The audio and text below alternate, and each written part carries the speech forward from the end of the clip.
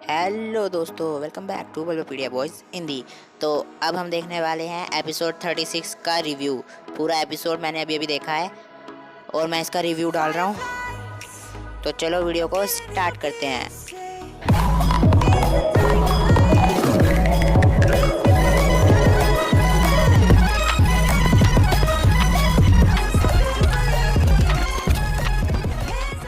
तो episode start होता है कि ऐश और रियोलू और पिकाचू कहीं भागते हुए जा रहे हैं। तभी उनके पीछे से गो आता है, फिर उन्हें ज्वाइन कर लेता है। फिर दोनों जा रहे होते हैं तो ऐश बताता है गो को कि मैं पोकेमॉन वर्ल्ड चैम्पियनशिप के लिए जा रहा हूँ, एक और मुकाबला है। फिर वो एक नए ट्रेनर से मिलते हैं। फिर वहाँ पे वही वर्ल्ड चैम्पियनशिप वाला रोटोम ड्रोन आ जाता है। उसके बाद ऐश का मुकाबला होता है एक ऑक्टिलरी से। ऑक्टिलरी को देख के ऐश को ग्रैप लॉक की याद आ जाती है जिससे रियोलू आ रहा था।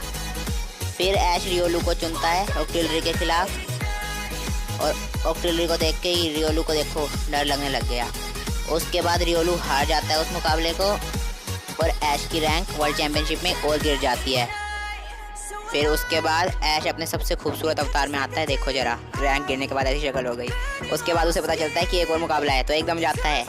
फिर वहाँ पे एक नई ट्रेनर से मिलता है इससे।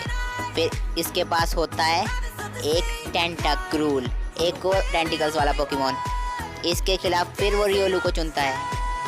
रियोलू लेकिन कोई और अटैक करना चाहता था और ऐश उसे कोई और कमांड देकर उसे कंफ्यूज कर रहा होता है और उसी टाइम टेंटाक्रूल को मौका मिल जाता है और वो रियोलू को जकड़ लेता है। इसमें रियोलू को पता चल जाता है कि ऐश किसी काम का नहीं है, बिना गलत कमांड देता है और इसमें भी रियोलू हार जाता है। ऐश सोचता है कि कैसे हार गया है फिर से और उसके बाद ऐश की और रैंक गिर जाती है, इतनी पीछे आ गया फिर से। और उसके बाद ये फिर अपने खूबसूरत अवतार में आ जाता है परेशानी वाले। उसके बाद वर्मिलियन शहर में एक तूफान आ जाता है शहर के बीचों बीच और एक बुढ़ाऊ और एक मिस्टर और मिसेस देख रहे होते हैं उसे।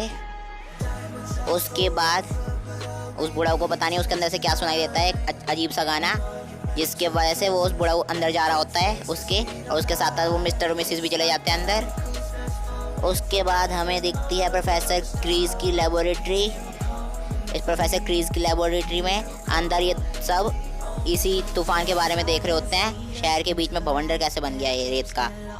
उसके बाद ऐश और गो चले जाते हैं उसमें जाने के लिए, पर देखते हैं कि ऐश इतना परेशान है इस मुकाबले को हारने की वजह से। इतना खूबसूरत लुक देखो जरा फिर से इसका, ये डिप्रेशन है मजाक है। उसके बाद वो चले जाते हैं सैंडस्टॉर्म को देखने। वहाँ पे आके भी देखो ऐश की ऐसी हालत है। उसके बाद गो देखता है उसे, हाय हाय अभी भी वही हालत है। उसके बाद उन सबको सैंडस्टॉर्म के अंदर से एक गाना सुनाई देता है जिस वजह से वो लोग तैयार हो जाते हैं अंदर जाने के लिए। उसके बाद वो सब उसकी तरफ देख रहे होते हैं और फिर गो निकालता है गो गो गोगल्स और सब उसे पहन लेते हैं। उनके पोकेमॉन भी उसे पहन लेते हैं। जरा देखो तो ये सब कैसे हंस रहे हैं, पिकाचू को देखो जरा। उसके बाद वो सब देखते हैं कि उनके बीच में कोई चश्मा उड़ रहा है। कैसे उड़ रहा है पता नहीं कैसे उड़ रहा है। उसके बाद वो देखते हैं ये तो सोबल है जो गायब हो रखा है, कितने अजीब हैं।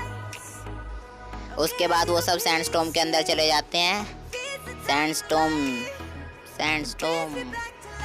में देखो जरा कैसे उड़ रहे हैं ये लोग, कितने अजीब से, हालत ख़राब हो गई। उसके बाद ये बुढ़ाऊ एक सैंड टूब में गिर जाता है। सैंड टूब में गिर जाए बुढ़े, वो अपने साथ उस मिस्टर और मिसेस को भी लेके, ये बुढ़ा सबको ले डूबेगा।